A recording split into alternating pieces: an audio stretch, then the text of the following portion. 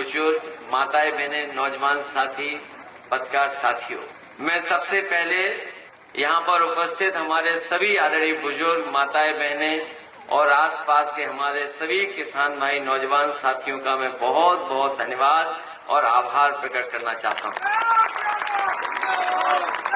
ये कार्यक्रम उस क्षेत्र में हो रहा है जो समाजवादियों का गढ़ माना जाता है और समाजवादियों का परिवार माना जाता है। जैसा अभी जिलाध्यक्ष जी ने कहा, राजनीतिक कैसी भी परिस्थितियां बनी रही हों, लेकिन यहाँ के लोगों ने कभी भी समाजवादियों का साथ नहीं छोड़ा। जहाँ कभी नेताजी ने जो कहा होगा उसको मान करके यहाँ के लोगों ने पूरी जिम्मेदारी से समाजवादी पार्टी का हमेशा मान सम्मान बढ़ाने का काम किया। मैं एक मेमोरियल बनाने का भी फैसला लिया। उनकी याद में, उनकी यादगार के लिए एक बहुत बड़ा मेमोरियल बनाने का फैसला हम लोगों ने किया और शिलान्यास भी कल हुआ है।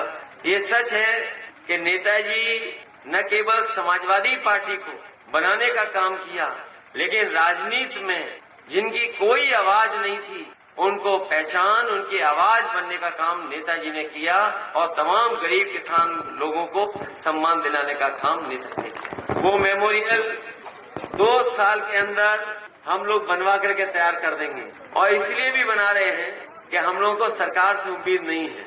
सरकार से उम्मीद इसलिए भी नहीं है कि सरकार हमारी आपकी नहीं है और जिन सिद्धांतों को हम लोग लेकर के चल रहे हैं उस सिद्धांत को कभी ये सरकार बढ़ावा नहीं दे सकती। मैनपुरी और आसपास के हमारे उपस्थित साथियों, चुनाव से पहले ये कार्यक्रम हो रहा है और ऐसी जगह कार्यक्रम हो रहा है जहाँ चारों तरफ खेत हैं। गांव तो हैं अपने, सब पक्के गांव हैं, लेकिन ये चारों तरफ से कार्यक्रम, खेत के बीच में कार्यक्रम हो रहा है। मैं आदरणीय तोताराम जी को बधाई दूंगा। उन्होंने कहा कि हम अपने खेत खाली छोड़े हुए हैं। बोले हम खेत खाली छोड़े हुए हैं और इसीलिए छोड़े हुए हैं कि आपकी सभा हो जाए।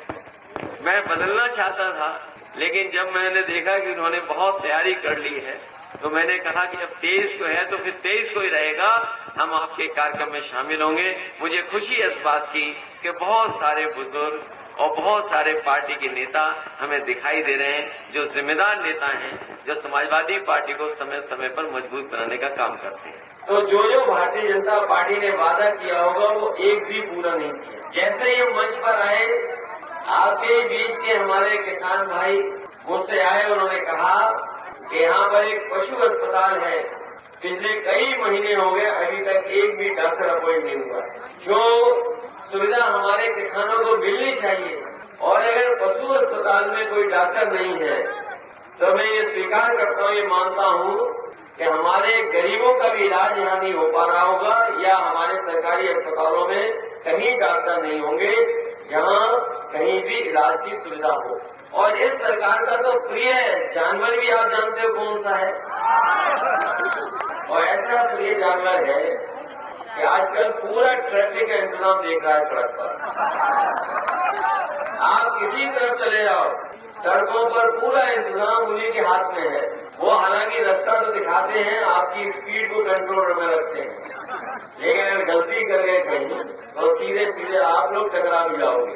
और केवल टकराओगे नहीं, पूरे उत्तर प्रदेश में आप पता कर लो और खबरें आप पढ़िएगा, कोई दिन नहीं जाता जिस दिन किसी न किसी किसान की या किसी न किसी गरीब की जान न जाए। हम लोगों ने विधानसभा में भी उठाया था ये सवाल और अक्सर लोग ये चिंता करते हैं कि आखिरकार समाजवादी पार्टी क्यों उठा रही है सवाल। और सबसे ज्यादा अगर सोशल मीडिया के माध्यम से, विधानसभा के माध्यम से, प्रेस के माध्यम से इन जानवरों की समस्या को किसी ने उठाया है तो समाजवादी पार्टी ने उठाने का काम किया था और अभी भी सरकार कोई फैसला नहीं ले पाई। हजारों करोड़ रुपए खर्च कर चुके हैं, लेकिन अभी भी उस समस्या का समाधान नहीं हुआ। देश का सबसे बेहतरीन, अगर कहीं गाय के दूध का प्लांट लगवाया तो हम लोगों ने कन्नौज में लगवाने का काम किया।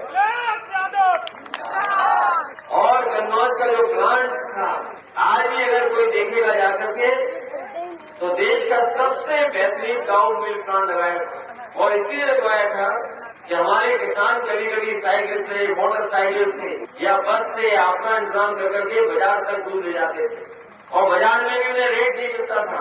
हमारे साथियों को याद होगा, मैंने कहा था कि ये काऊ प्लांट बन करके तैयार हो जाएगा तो हमें कोई इंतजाम करना पड़े, हम समाजवादी सरकार में ऐसा इंतजाम करेंगे कि चाहे हमें गाय के दूध के लिए 4 रुपए ज्यादा देना पड़े बाजार भाव से, तो हम दे करके अपने किसानों की मदद करेंगे। हम अपने किसान भाइयों को भरोसा दिलाते हैं, आज नहीं कल जब कभी सरकार बनेगी, चाहे वो फैट कंटेंट कुछ भी हो जो नापते हुआ, लेकिन अगर गाय का शुद्ध दूध होगा तो भैंस के दूध से 4 रुपए ज्यादा दे करके अपने किसानों की मदद करने का काम करेंगे। कंपनियां मुनाफा कमा रही है गेहूं से, समाजवादियों की सरकार बनेगी तो अगर गेहूं की खरीद कहीं से होगी तो मंडी से होगी। हम प्राइवेट कंपनियों को सीधा नहीं खरीदने देंगे, अगर हमें रेट भी अच्छा देना पड़ेगा तो मंडी के माध्यम से अपने किसानों को रेट ज्यादा दिला करके उनकी मदद करने का काम करेंगे, क्योंकि जब तक ये सुविधा नहीं होगी तब तक आढ़तियों के माध्यम से प्राइवेट कंपनियां खरीदेंगी और मुनाफा खुद कमाएंगी, हमारे किसानों को नहीं मिल पाएगा। ये जो सरसों है रेट हो सकता है अच्छा मिल रहा हो, लेकिन सोचो सरसों का तेल खरीदते होगे तो क्या हिसाब खरीदते होगे आप, और जो रिफाइंड तेल है वो खरीदना पड़ रहा होगा तो बताओ उसका रेट क्या मिल रहा है आपको।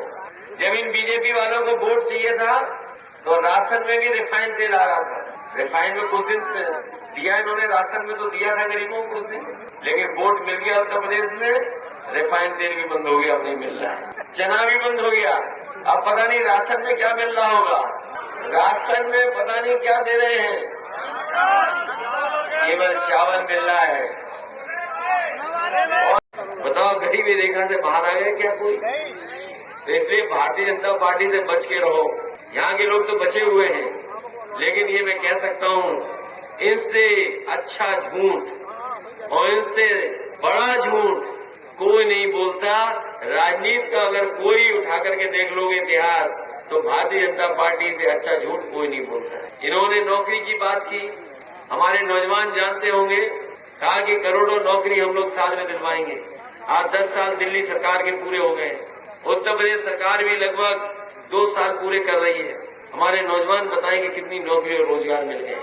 और पढ़ाई का हिसाब किताब तो ये है कि आज के समय के हिसाब से पढ़ाई नहीं हो पा रही है, और उत्तर प्रदेश की जानकारी करोगे आप तो कम से कम 10,000 प्राइवेट स्कूल ऐसे हैं जिनमें किसी ने एडमिशन नहीं लिया, इंटर कॉलेज में भी एडमिशन नहीं ले रहे हैं, पॉलिटेक्निक ITI खाली जा रहे हैं, इंजीनियरिंग कॉलेज खाली जा रहे हैं, और मेडिकल कॉलेज की तो इतनी फीस बढ़ा दी है कि जहाँ कोई गरीब का बच्चा अगर एडमिशन पा भी लेगा तो फीस का इंतजाम नहीं कर पाएगा। ये भारतीय जनता पार्टी ने व्यवस्था की है। पहले तो इतनी फीस नहीं लगती थी जितनी फीस आज ले जा रही है। हम अपने नौजवानों को कहना चाहते हैं कि समाजवादी पार्टी वो रास्ता अपनाएगी जो नेताजी ने कहा कि गरीब की पढ़ाई फ्री हो, सस्ती हो, क्योंकि जब तक सस्ती और फ्री नहीं होगी तब तक गरीब अपने बच्चों को पढ़ा नहीं पाएगा। हम समाजवादी लोग इस दिशा में काम करेंगे जिससे गरीबों की पढ़ाई अच्छी हो, सस्ती हो और उन्हें एडमिशन लेने में भी सुविधा देने का काम हो।